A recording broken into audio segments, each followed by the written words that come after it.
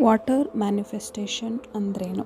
ಇತ್ತೀಚೆಗೆ ಸೋಷಿಯಲ್ ಮೀಡಿಯಾದಲ್ಲಿ water manifestation ಅನ್ನೋ ವಿಷಯ ತುಂಬ ವೈರಲ್ ಆಗಿದೆ. ಹಾಗಾದರೆ ಇದೇನು? ನೀರು ನಮ್ಮ ಜೀವನದ ಒಂದು ಮುಖ್ಯ ಭಾಗ.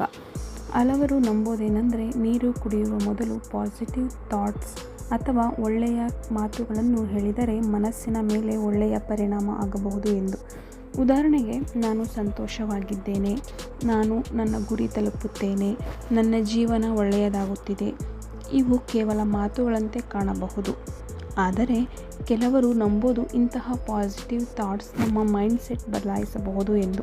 ಪ್ರತಿದಿನ ಒಳ್ಳೆಯ ಮಾತುಗಳನ್ನು ರಿಪೀಟ್ ಮಾಡಿದಾಗ ಆತ್ಮವಿಶ್ವಾಸ ಹೆಚ್ಚಾಗಬಹುದು, ಮನಸ್ಸು ಕಾಮ್ ಆಗಬಹುದು, ದಿನವನ್ನು ಪಾಸಿಟಿವ್ ಆಗಿ ಸ್ಟಾರ್ಟ್ ಮಾಡಬಹುದು. ಕೆಲವೊಮ್ಮೆ ಮ್ಯಾಜಿಕ್ ನೀರಿನಲ್ಲಿ ಇರದೇ ಇರಬಹುದು, ಆದರೆ ನಮ್ಮ ಯೋಚನೆಗಳಲ್ಲಿ ಇರಬಹುದು.